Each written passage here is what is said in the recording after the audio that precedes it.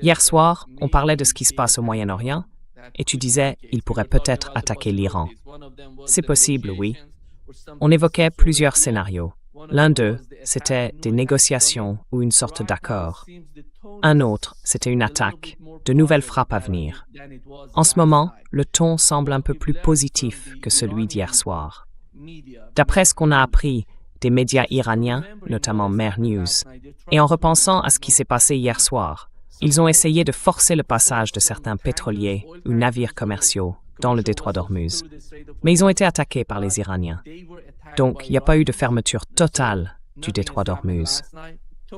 Et aujourd'hui, on a appris par les médias iraniens qu'un nouveau plan, une sorte de mémorandum en 14 points, devrait être signé entre les États-Unis et la partie iranienne.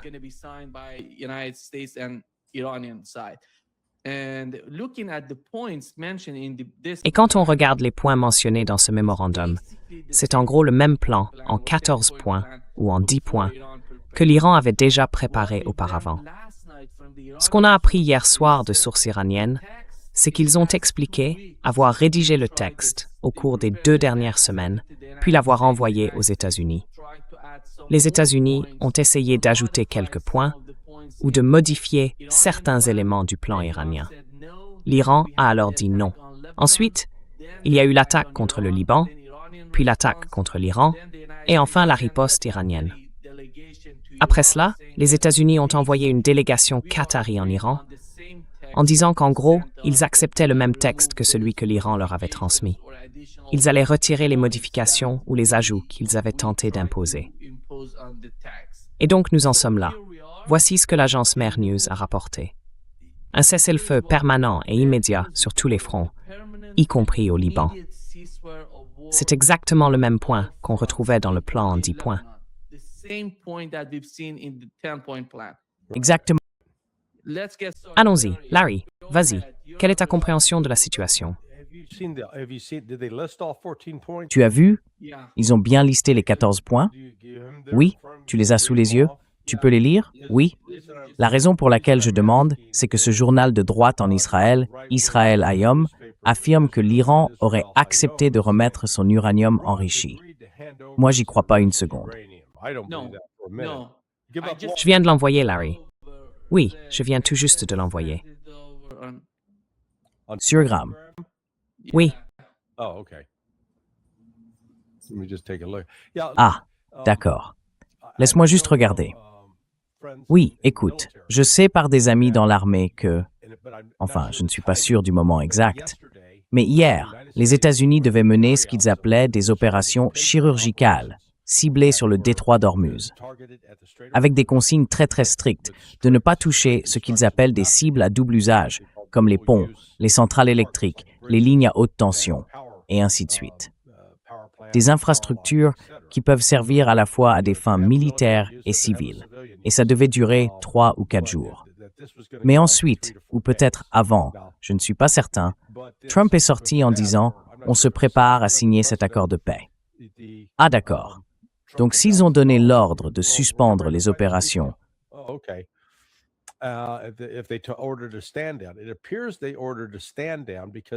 il semble qu'ils aient donné l'ordre de ne pas intervenir, parce qu'on n'a pas vu, d'après ce que j'ai pu constater, de frappe ciblée hier, ni, vous savez, tôt ce matin en Iran. On verra bien ce qui se passe aujourd'hui. Il est déjà tard dans l'après-midi à Téhéran, alors voyons s'il se passe quelque chose ce soir. Maintenant, la signature est censée... Enfin, J.D. Vance est censé signer. Il est censé être à l'étranger. Mais Trump, lui, quitte la ville demain, apparemment pour se rendre au sommet du G7. D'après ce que je comprends, selon la Constitution, le président et le vice-président ne peuvent pas être tous les deux hors du pays en même temps. Il faut bien que quelqu'un reste ici pour surveiller les affaires. Mais bon, apparemment, les choses avancent. Je serais vraiment surpris si les États-Unis signaient effectivement cet accord. Agréablement surpris, mais surpris quand même.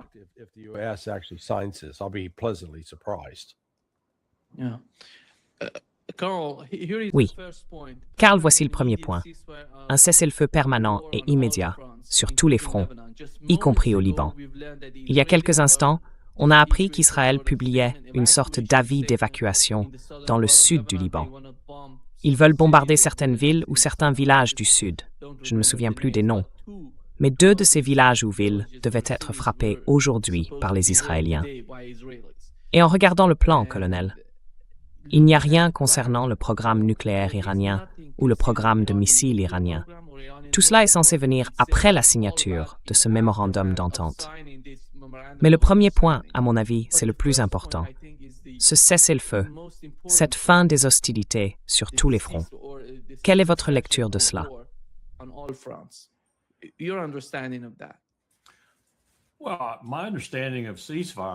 Eh bien, pour moi, un cessez-le-feu ou l'arrêt des combats sur tous les fronts, ça veut dire qu'on s'arrête. Voilà, on s'arrête. On fait passer le message et on s'arrête. On a vu par le passé qu'ils ne comprennent pas et on dirait que nous non plus. On ne comprend pas vraiment ce que veut dire cessez-le-feu. Et Bibi Netanyahou a clairement montré qu'il ne comprend pas ce que ça signifie. En fait, il profite des cessez-le-feu de manière sournoise pour causer encore plus de dégâts qu'avant qu'il ne soit déclaré. Alors, comment fait-on ce qui vient d'être proposé? Je n'ai pas les points sous les yeux, mais vous m'avez dit quel était le premier.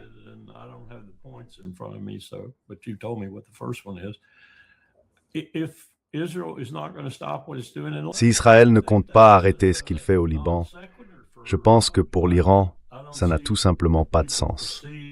Je ne vois pas comment on peut avancer dans cette liste, peu importe ce qu'elle contient, vers une autre option si on n'a pas de cessez-le-feu, ou au moins un cessez-le-feu qui semble tenir et s'appliquer au Liban.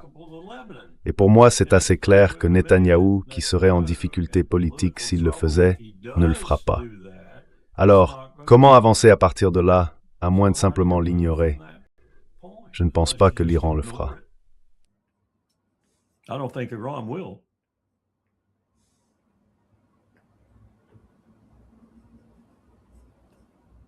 crois que Tommy Korth te pose.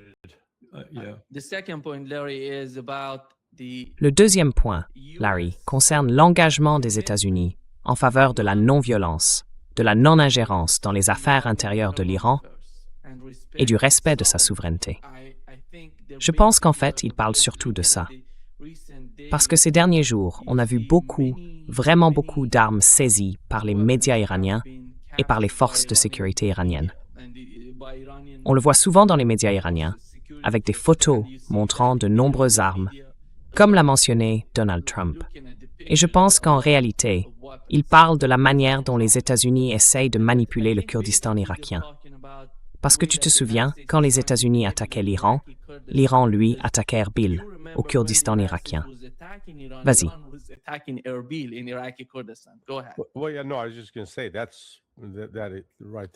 Oui, enfin non, je voulais juste dire que ça, justement, ça explique tout. On a eu 3 ou 4 frappes consécutives. Voyons la dernière, c'était « Aujourd'hui, on est vendredi ». Donc mercredi. Oui, mercredi, mardi, lundi.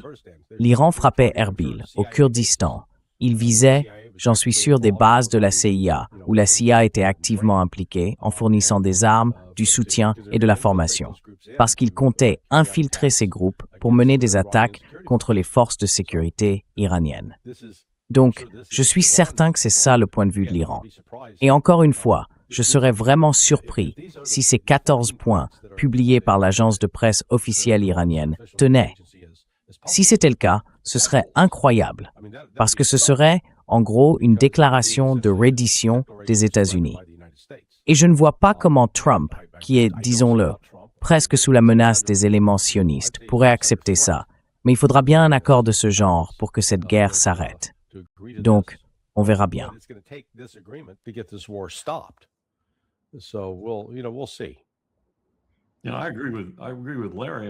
Je suis d'accord avec Larry là-dessus. Quand on pense à ce que Netanyahou affronte au Liban et à ce qu'il affronte sur le plan politique, je ne vois pas comment on peut arranger ça. Je vois comment on pourrait le faire avec les États-Unis si on est prêt à ravaler beaucoup de fierté. Et Donald Trump, lui, le fera en fanfaronnant. Mais je ne vois pas comment on peut arranger ça avec Bibi.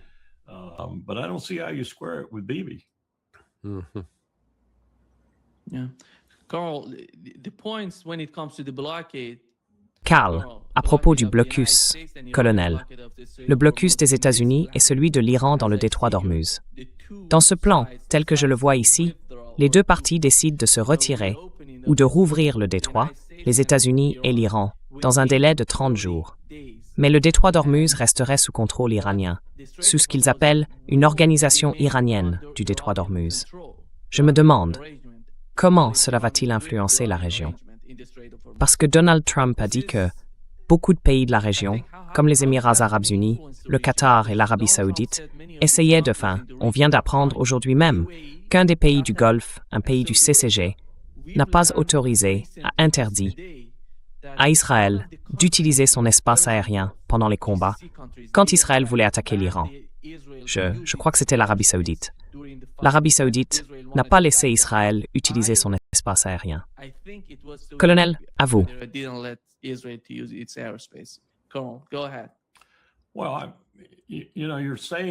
Eh bien, vous savez, ce que vous dites là, c'est, à mon avis, absolument essentiel si Trump veut réussir à se tirer d'affaire, du moins des conséquences les plus graves, et je parle ici des conséquences économiques.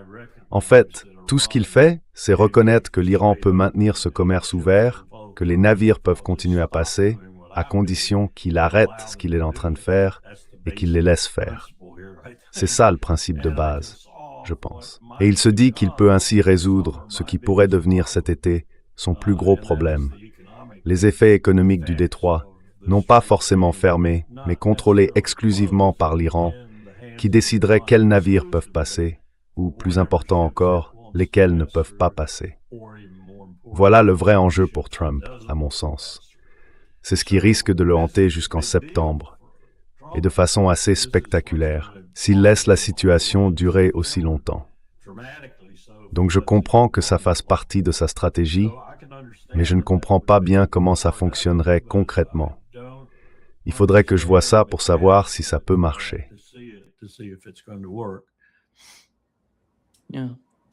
Oui, avec Larry, l'autre point, c'est le retrait des forces américaines autour de l'Iran. Ça veut dire que les pays du Golfe tout autour, avec toutes ces grandes et magnifiques bases dont Donald Trump disait qu'elles allaient rester là, comment est-ce que ça va être compris? Et en fait, c'est déjà arrivé.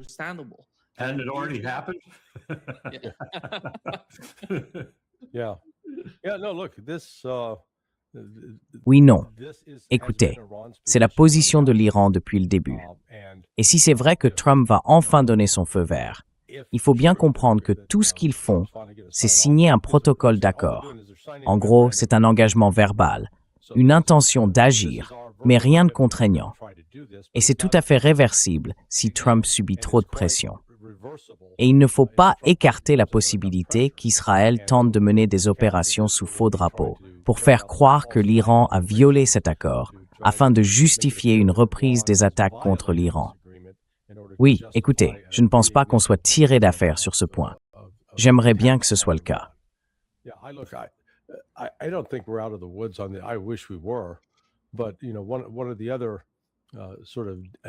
Mais, vous savez, un autre élément à prendre en compte, même si ce n'est pas public, c'est que, d'après ce que je comprends, les dirigeants des grandes compagnies pétrolières ont dit à Trump, « Écoutez, vous allez avoir de graves perturbations d'approvisionnement en carburant si vous ne réglez pas la situation dans le détroit d'Ormuz et dans le golfe Persique.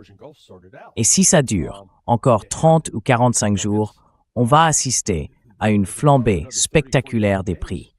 Non seulement ici, aux États-Unis, mais partout dans le monde. Ça va encore plus désorganiser l'économie et ce sera catastrophique pour les espoirs des républicains aux élections de mi-mandat. C'est déjà mal parti, mais là, ce serait encore pire.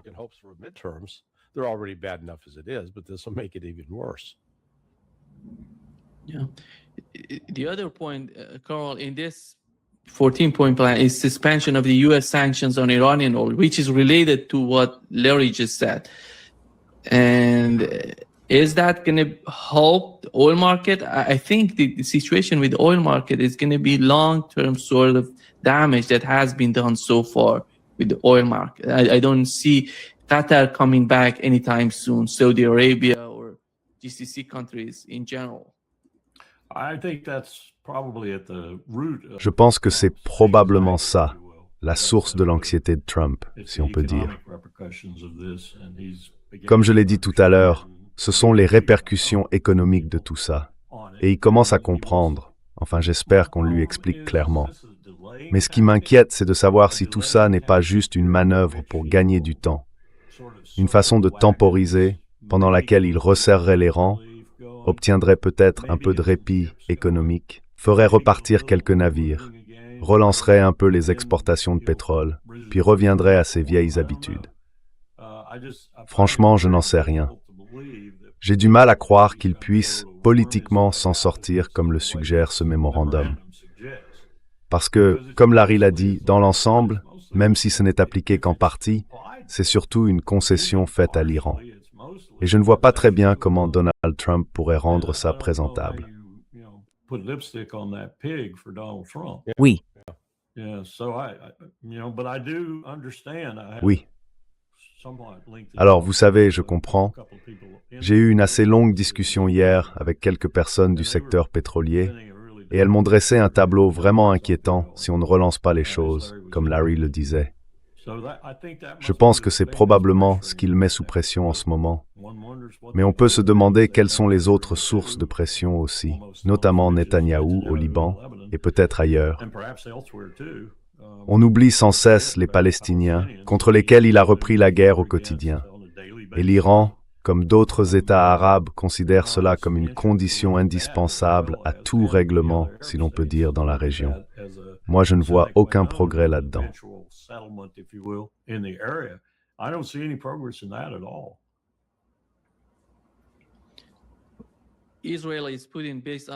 D'après ce qu'a rapporté CNN, Israël fait pression, Larry, sur Donald Trump et sur les États-Unis pour qu'ils ne débloquent pas les 24 milliards de dollars d'avoirs iraniens gelés qui font partie de ce plan en 14 points. D'accord. Ce chiffre est indiqué clairement? Oui, d'accord, clairement, oui. D'accord. Je ne sais pas si Israël va avoir quelque chose à voir avec les avoirs gelés, si Donald Trump décide de le faire. Alors, tu penses quoi, Larry? Avec ce qu'on a vu jusqu'ici, tu crois qu'il va le faire ou qu'il en a déjà fait une partie?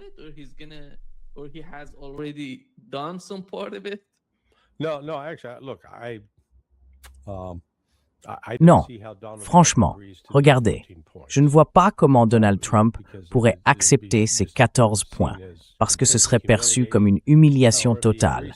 Et s'il les accepte, les néoconservateurs et les sionistes le tueront probablement. Et je le dis au sens littéral. C'est reconnaître un échec complet de la politique américaine envers l'Iran. Et regardez, les demandes de l'Iran ne sont pas déraisonnables. En gros, ils disent « Arrêtez de nous attaquer économiquement, arrêtez de nous attaquer militairement, arrêtez de nous attaquer diplomatiquement, laissez-nous tranquilles, et on vous laissera tranquille. »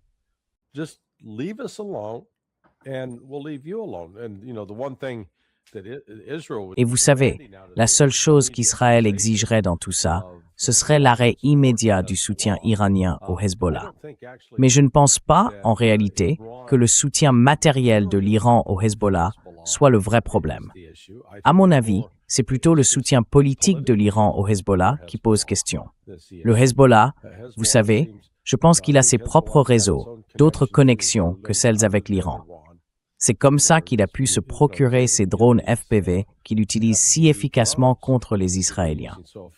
Donc, voilà, si on veut vraiment régler la question du Moyen-Orient, pour commencer, il faut dire à Israël de retourner dans sa cage.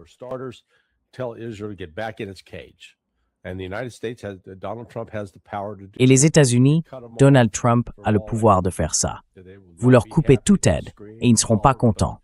Ils vont crier, protester, mais ils devront bien admettre que sans l'aide américaine, ils sont fichus. Et en parallèle, si Trump voulait vraiment jouer dur, il enverrait des diplomates parler aux Turcs pour leur dire « Bon, les gars, il faut couper le pétrole vers Israël. » Puis il irait voir l'Inde et la Chine pour leur dire « D'accord, on va arrêter le commerce. » En fait, ce n'est pas seulement les États-Unis qui ont soutenu Israël. Il y a aussi d'autres pays, l'Inde, la Chine, la Turquie et même la Russie. Oui, la Russie aussi. Even Turkey. and Russia. Yeah. Turkey, Larry. Turkey. La Turquie, Larry. La Turquie est vraiment importante. Go ahead. Carl, vas-y. Je pense que si l'Iran et la Turquie s'alliaient, ça mettrait une énorme pression sur Israël, à la fois sur le plan militaire et économique. Economically, if they do that. Yeah. I'm reaching in and Oui. grabbing a Vous savez, là, je me glisse un peu dans le rôle du diplomate, si on veut. Je joue au diplomate et je me dis que si j'étais confronté à cette situation aujourd'hui, j'aurais une discussion très sérieuse avec Bibi et sans doute aussi avec ceux qui pourraient lui succéder. Et je leur dirais, testons ça. Voyons ce qui se passe si vous vous retirez du Liban, un retrait complet du Liban. Dans le cadre d'un accord que je mettrais en place avec le gouvernement libanais et avec le Hezbollah, selon lequel il ne vous attaquerait pas si vous le faites. Et voyons ce qui en découle. En d'autres termes, mettre en œuvre un vrai cessez-le-feu, sans risque immédiat de reprise des hostilités par Israël, puisqu'il serait parti. Maintenant, je ne pense pas une seconde que Netanyahou tomberait dans le piège. Je ne pense pas non plus que ceux qui le remplaceront, et je pense qu'il va être remplacé, s'y laisseraient prendre. Mais si on exerçait la pression nécessaire, on pourrait probablement y arriver.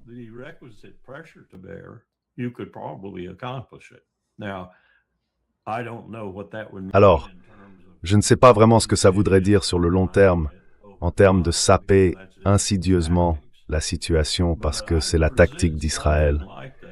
Mais je proposerais quelque chose comme ça, juste pour voir si ça pourrait, vous savez, passer. Il y a d'autres choses que je ferais aussi sur le plan diplomatique, mais disons que c'est la manière cynique, celle qu'on connaît, je pense. Il faut trouver une forme d'accord au Liban pour qu'on laisse le Liban tranquille. Et il faut qu'il y ait une réciprocité. Plus d'attaques sur le nord d'Israël pour qu'il puisse revenir dans cette zone et se sentir en sécurité. Netanyahou pense que la seule façon d'y arriver, c'est de prendre tout le Liban. Je suis convaincu qu'il le pense. Et à terme, c'est ce qu'il ferait s'il restait au pouvoir et qu'il avait la liberté d'agir comme il veut. C'est ce qu'il ferait. Il prendrait tout le pays, le Liban, même notre ambassade, et il intégrerait cette ambassade dans son dispositif. Et on le laisserait faire. On signerait un protocole d'accord. Mais vous savez, il n'y a absolument aucune diplomatie créative avec ce groupe. Aucune, vraiment.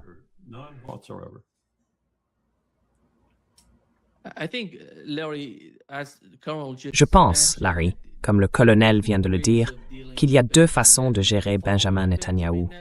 Soit on le suit dans ses décisions désastreuses au Moyen-Orient, attaquer tout le monde, semer la mort et la destruction, soit on essaie de le contraindre. Et si on n'y arrive pas, eh bien, on le laisse faire, on le laisse seul au Moyen-Orient. Tu veux jouer les durs? Très bien. Vas-y, mène ton combat tout seul, sans le soutien des États-Unis. Tu n'as pas de système de défense aérienne capable d'intercepter des missiles balistiques. Tu n'as pas la puissance aérienne nécessaire. C'est pour ça que les États-Unis doivent intervenir pour toi contre l'Iran, parce que tu n'as pas les moyens d'aller profondément dans l'espace aérien iranien. C'est comme ça que Donald Trump peut vraiment communiquer avec lui. Pas en lui mettant la pression, mais simplement en le laissant seul.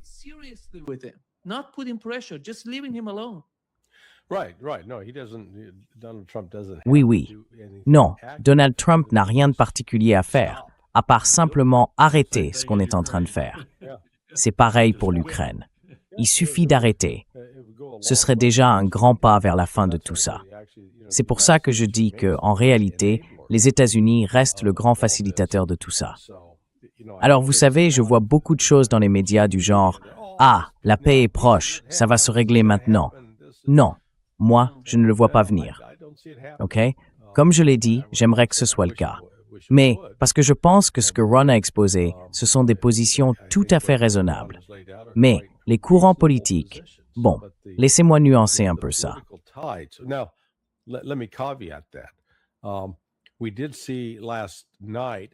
On a vu hier soir au Congrès à la Chambre des représentants qu'ils ont refusé de renouveler la section 702.